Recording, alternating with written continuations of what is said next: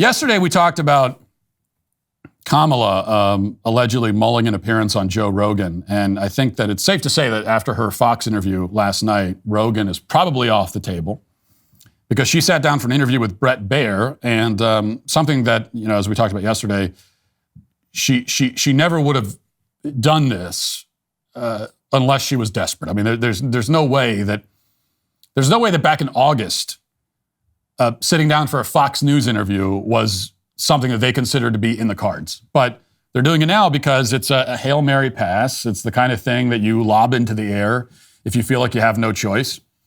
High-risk proposition. And in this case, the risk really did not pay off. It was pretty much a disaster. She did as bad as you would expect, if not worse. So let's go through some of these clips from this interview. We'll start with this. Here they are. And this is how the interview began, talking about the border crisis. Let's watch. How many illegal immigrants would you estimate your administration has released into the country over the last 3.5 years? Well, I'm glad you raised the issue of immigration because I agree with you. It is a topic of discussion that people want to rightly have.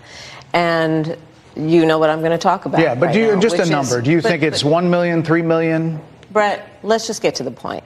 Okay, the point is that we have a broken immigration system that needs to be repaired. So your Homeland Security Secretary said that 85% of apprehensions. I'm not finished. We have it's a rough estimate of 6 million people have been released into the country. And let me just finish. I'll get to the question. I promise you. I was beginning to answer. And when you came into office, your administration immediately reversed a number of Trump border policies.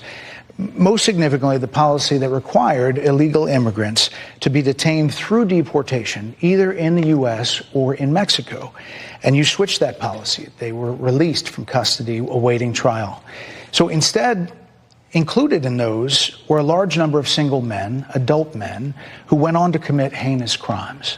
So looking back, do you regret the decision to terminate Remain in Mexico at the beginning of your administration? At the beginning of our administration, within practically hours of taking the oath, the first bill that we offered Congress, before we worked on infrastructure, before the Inflation Reduction Act, before the Chips and Science Act, before the bipartisan Safer Communities Act.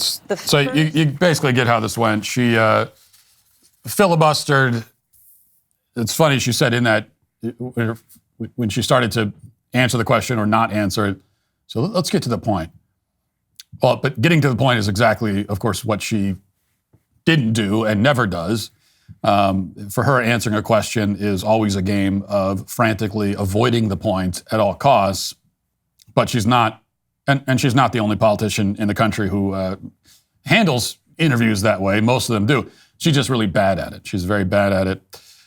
So that's how it went, and Bret Baier tried valiantly to get her to answer the question, and she would ramble and filibuster.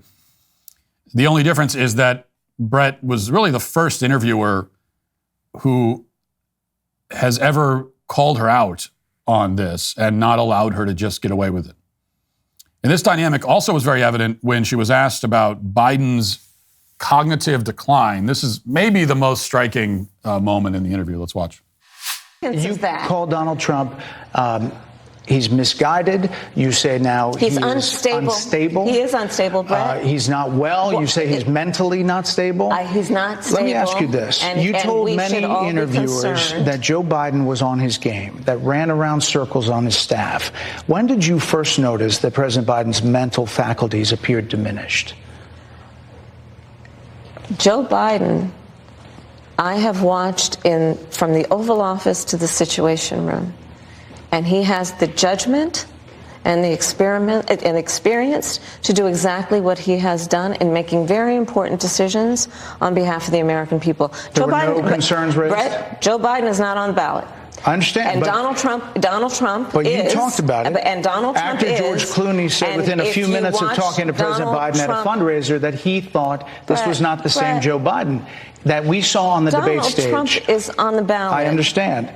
You met with him at least once a week for 3.5 years. You didn't have any concerns?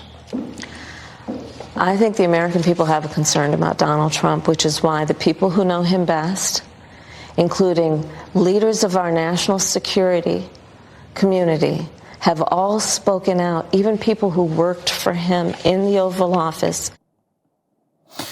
First of all, it's amazing that this is the first time she's ever been directly asked that question. She pushed Biden out, took over the nomination, and has never been asked about it. You know, even though, I mean, think about this, when she refuses, as she always does, to take accountability for the disasters of the Biden administration, when she just dismisses any suggestion that the last 4 years count for anything, the implied reasoning behind that is that the president had dementia, right? Like, she's not going to come out and say that, but her actual argument, we all know, is that, well, the last 4 years don't count because the guy at the top is senile. And you can't hold that against me. So that's kind of and any of her voters, however many she ends up having, that's also their reasoning. That's going to be their reason. Like anyone who's going to give her another 4 years, it's going to be under the assumption that, yeah, well, but the president, this is not her fault. The guy is senile. And in spite of that, she's never asked about it until today. And you heard how just shifty and dishonest her answer was. But my favorite moment was probably this one. More than 70% of people tell the country is on the wrong track. They say the country is on the wrong track. If it's on the wrong track, that track follows 3.5 years of you being vice president and President Biden being president. That is what they're saying, 79% of them. Why are they saying that? If you're turning the page, you've been in office for 3.5 years. And Donald Trump has been running for office. But you've been the person holding the office. Come on. Madam You Vice and I President. both know what I'm talking about. You and I both know what I'm talking about. I actually don't. What are you talking about? What I'm talking about is that over the last decade, But people you're the have lever of become. power. But listen, over the last decade, it is clear to me, and certainly the Republicans who are on stage with me. So that was probably my favorite part. Is you and I, come on, you and I both know what I'm talking about. Actually, I don't. I don't know what the hell you're talking about. And you speak for all of us, Bret. Nobody knows what the hell she's talking about. Least of all does Kamala know what Kamala's talking about. All she can do is reflexively pivot to Trump, blame him, even though she's been in office, not him. And it was a pathetic, weak, pitiful performance. A very unimpressive performance. And that's the word I think that best fits Kamala. I was thinking as I watched these clips that she is an exceedingly unimpressive person. I think she is the least impressive, the most unimpressive presidential candidate in American history. And I think that's not hyperbole. I mean, there have been some duds, of course, but she's the most unimpressive. There's just nothing formidable about this person at all. She has no impressive traits. She's like the Carolina Panthers of politicians or something like that. And that's almost worse than being, say, the Browns. The Browns are a dysfunctional disaster all the time. And you could say that dysfunctional disaster describes Kamala, but I think it's more accurate to say that she's just this dull, bad, kind of blah all the time. It's just nothing. She's a very low ceiling, let's say. So if she's going to smash the glass ceiling, it better be no more than 4 feet off the ground because that's as high as she can get. And it's different from, say, like Barack Obama was a bad president, but a very bad president. When all is said and done, he may go down as the worst president of all time. I mean, the other competition, of course, is Joe Biden. But when you look at the kind of the pivot point of Barack Obama's presidency, his 8 years, and just what a disaster it's been for the country and the culture. But on a personal level, there were some impressive things about him. He had rhetorical skills. He had charisma. George Bush, also not a very impressive man, but at least had a kind of swagger and personality to him. Like even our bad presidents had traits that explained how they became president.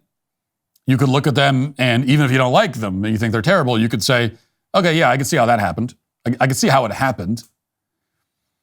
But with Kamala, and she's not president yet, thank God, but still, you look at this person and there's just nothing there. Incredibly unimpressive. Joe Biden would be second place on the list of the most unimpressive. But at least he used to have political skills. He doesn't anymore because he has dementia. But Kamala, I mean, what are her skills? Really, what are her, even if you're you're dyed-in-the-wool Kamala supporter, you're going to vote for her. I even to you, I would pose that question non-rhetorically. What are her great skills? What's the most impressive thing about this person? Really? And that's what comes across, which is why I think, as I've said before, I think the campaign, they wanted to keep her away from interviews, keep her away from unscripted moments. And they wanted to do what they were doing for the first couple weeks of the campaign, where she only did the rallies and they brought the celebrities out, and they were building this hype train around her that had nothing to do with her specifically, but they were just kind of turning her into this fictional character who you never even saw except at the rallies when she was delivering a scripted speech. And they obviously wanted to do that. Their plan was to try to, if they could have got away with doing that for the whole 3 months before the election, they would have. And I think it was a strategic mistake. I think they should have just, politically, strategically, they should have just stuck with that. Don't do a single interview. Don't do a single press conference. Only do the rallies. Have the celebrities come out and just do that. Just coast on the vibes and try to do it for 3 months. That was their best chance.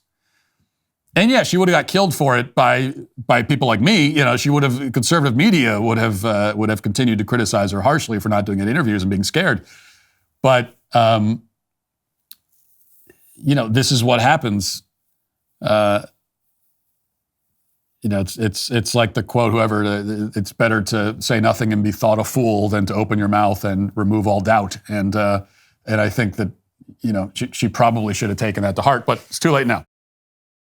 Hey, YouTube, thanks for listening to the show. If you'd like access to my full show with no ads, you should go to dailywire.com and use promo code Walsh to get 2 months free on all annual plans. See you there.